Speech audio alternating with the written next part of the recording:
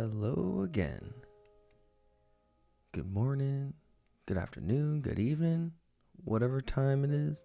I hope it's going good. So, just to sort of frame what we're doing here today, really just hopping right back into that doodle page. The last video I put out, I was doing a little bit of a study on a wolf. That's what you see in the bottom left, but we don't mind. You just add some flavor to this week's doodle sesh. Man, did I have a week. More like a month. You know, time's been flying by so much, so fast, with how many events I've been to recently. Pardon me if my voice sounds a little harsh. I'll explain why. But yeah, I could use a haircut. It feels like I just got my hair cut, but man, it is getting floofy. I'm a mix of I'm a bit European. I got a lot of German in me and a significant amount of Apache Indian. So man, I'm blessed, but at the same time, my hair just grows so fast. I don't think I'll have to worry about going bald, but it gets floofy. Enough about my hair, though. Just to talk about how fast things have been going by. What I was telling you guys about, I had a concert run there for a while. We saw Sleep Token. Beginning of October, we saw Eden. Beginning of November, I want to say it was the Wednesday after that, I went and saw the home team. Awesome. I think I was mentioning all the crowd surfing and just chaos. It was hot and sweaty and we're all just jumping around. And after that, oh yeah, my buddy, he's like, hey, I got family that has season passes to the Seahawks, the Seattle Seahawks. We're in Southern Oregon and been making these trips back and forth up to Portland. So Seattle, I'm like, all right, here we go. A couple extra hours. I mean, I don't think it's even going to faze me at this point with how many times we've gone back and forth. So I'm like, yeah, how can I turn down some free NFL tickets? I've never been. I've been to some college games. I've seen the Oregon Ducks, but, high school games. But I've never seen an NFL team. And these tickets were awesome. I mean, I work with sports supplies in my day-to-day, but I wouldn't consider myself a huge sports fan. There's plenty of people out there that are rooting for their teams, adamant about it. I'm kind of an in-betweener. I just go for fun. I'm just there for a good time. Make sure everyone, see everyone having fun and cheering their team on. And, in this case, I went for the home team.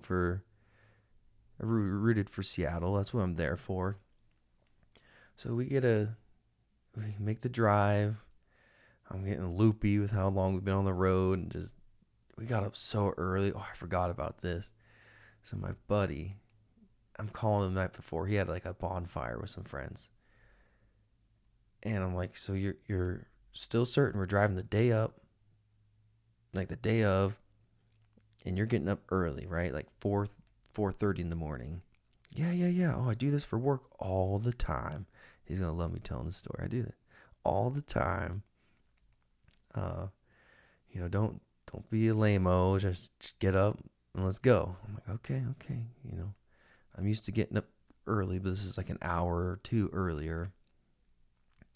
So I'm up. I'm calling him. I'm harassing him like a crazy ex. I'm just like, wake up. Leaving him passive-aggressive voicemails. The last one, I'm like, I'm going to go over there. I'm going to slap you awake. Get up. So I drive the 10-15 minutes over to his house. We used to be roommates. So I still have a code to the house. It's not, everything's kosher. So I walk in his room, and thankfully he's laying on his side, because otherwise I would have just given him a good smack awake. But I get him up. I'm like, dude, what are you doing? He looks, he's like, what's the time? He has the deer in the headlight look like, oh man, I just screwed up. I'm like, dude, you're good. Just, I'm going to go home and you're going to go pick me up. It's like, okay. We're taking his mom's car. It's fuel efficient. Let me get a little coffee break.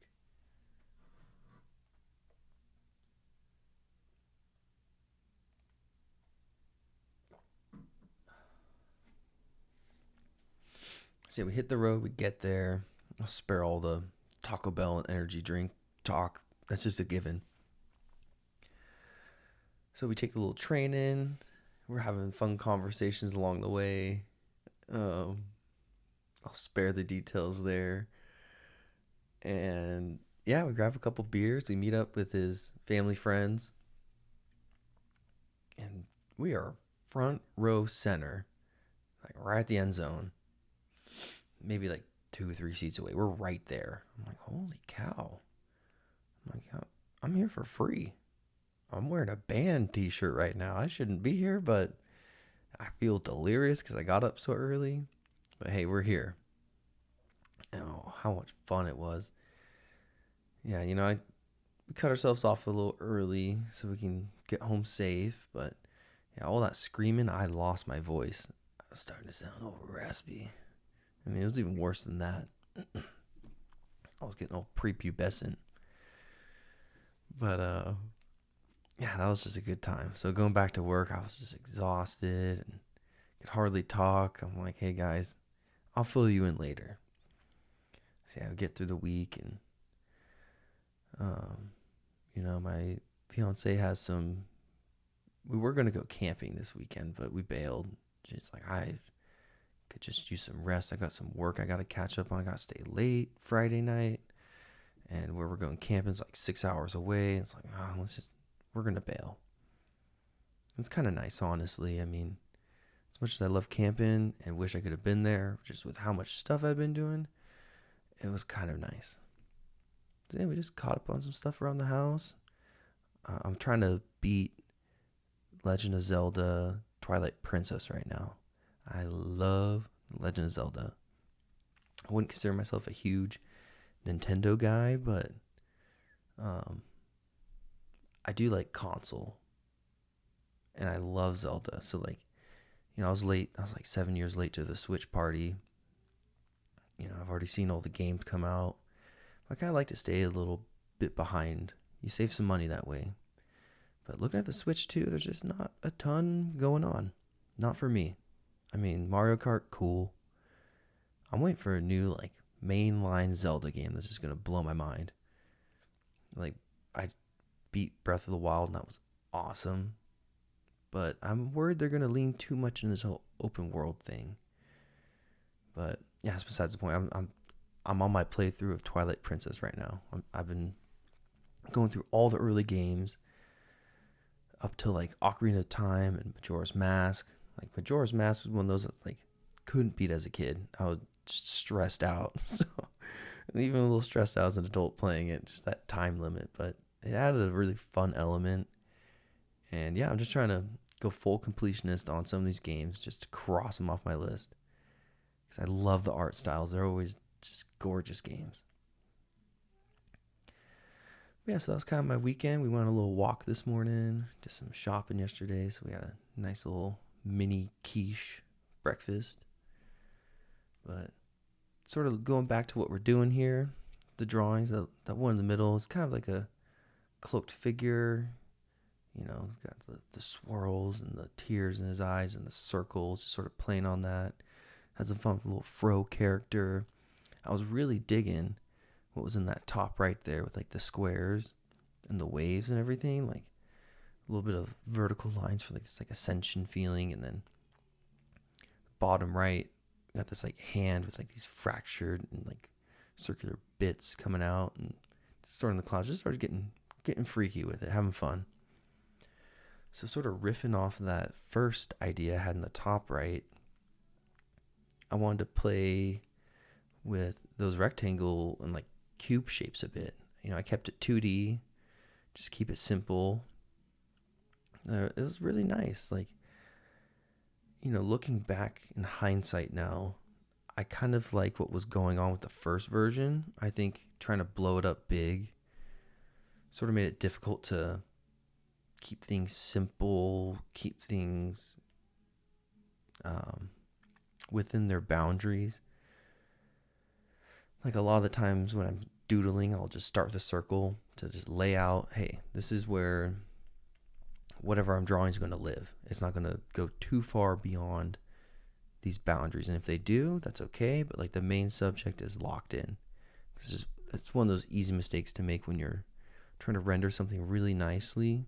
And let's say you're drawing a face or a portrait, kind of like that figure I had earlier.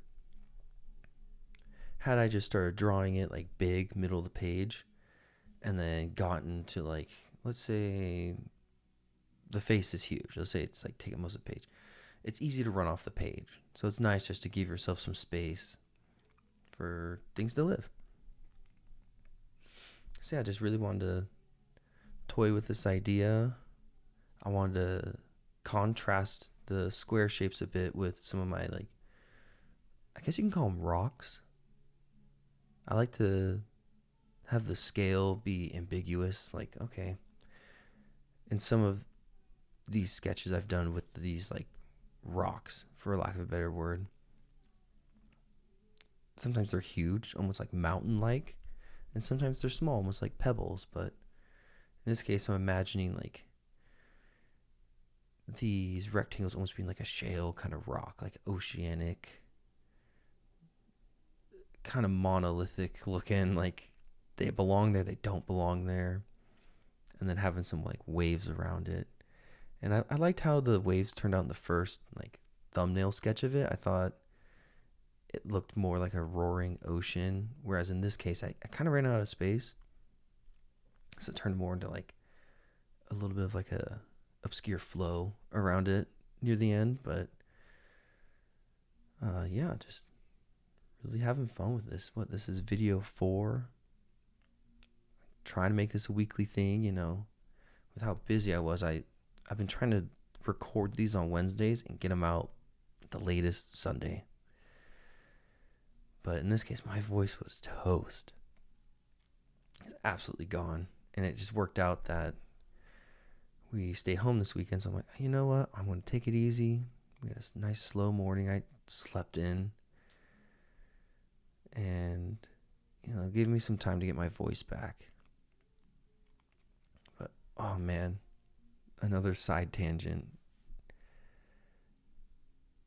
In our apartment complex, it used to be turned off, but someone like came by and turned these lights back on that go in like the breezeway. They are so bright. And, these apartments don't come with curtains. So it's just hard to fall asleep with how bright it was. I know there's some research out there, like, the podcasts I listen to that are like, this type of stuff is bad for you and it's better for your sleep if you're in darkness. And just in general, I'm not a nightlight person. I keep some nightlights in the hall in case like I gotta move around in the middle of the night or like an emergency, whatever, but no lights in my room. We got the alarm clock as dim as it can be. We got the light from the smoke detector, and that's it. So we just got some new blackout curtains, and it was so worth it. If you're looking for a way to like hang some curtains up in your apartment, go to Target. I don't know if they're still doing the same deal, but I spent like $15, $18. I think it's normally like 20-ish, 25 for, it's like a curtain rod, but instead of having to screw it in, it just goes off a tension, kind of like a shower curtain rod, but just a little bit nicer. It jets out from the frame of the window just enough. So we got some curtains off Amazon that are blackout, and then got this curtain rod. Super easy, and it's made such a difference. Like, I was getting tired of it. I just hung up a bed sheet with some bag clips. I was like, this will do for now. But made the small investment into that, and I can't tell what time it is. I'm I'm sleeping in with these things like soundly. So I don't know if this sounds familiar to you, if you have a similar situation, but 10 out of 10 recommend doing it. You don't have to punch a bunch of holes in your rental. So worth it. So yeah, looking back here, adding some birds. You can see the waves I was sort of talking about. I think it would look better if it was more dramatic. I mean, I like the rain. It's adding a little bit of movement to the piece, but I think if I had done something similar to in that thumbnail, it would just look like there's more movement. I'm kind of thinking it'd be cool to do like a more of a 3D render of this, like where we're looking maybe more top down, so we can see like the tops of these rocks and then give it some shading, because I probably could do some shading. It would just look like a little flat. Like, of course it looks flat right now, it's 2D, but I might toy around with this idea. I like this idea a lot. I liked the hand. It was pretty cool. Like, I like the idea of doing these like triangles that are all fractured. I've done some like portrait sketches like that. Like the thoughts are being like pressed down or pierced by these triangles. So giving it a little pan around, kind of see just what popped out of the noggin today. We got our homie with the fro and little waves and squares, and this little guy, he looks a little somber, but he's spiraling. He's got the little swirls, and yeah, again, that sort of fractured look there, and just a little pull away from the bigger doodle. I like to just keep it loose, have fun with these themes. That's really how these ideas sort of grow. I haven't spent much time making a finished piece in a minute, but this is where it starts, really. Just keeping a sketchbook like this. I don't know if you're like new to drawing or if you're already a professional and you're just watching this for fun, but this is how I log it. This is how I keep my ideas. Sometimes I'll put some words next to them, but this is how we get the ideas out. So I'll see y'all in the next one. Till then, just take it easy and let me know what you think of these. It'd mean a lot. Thank you, guys.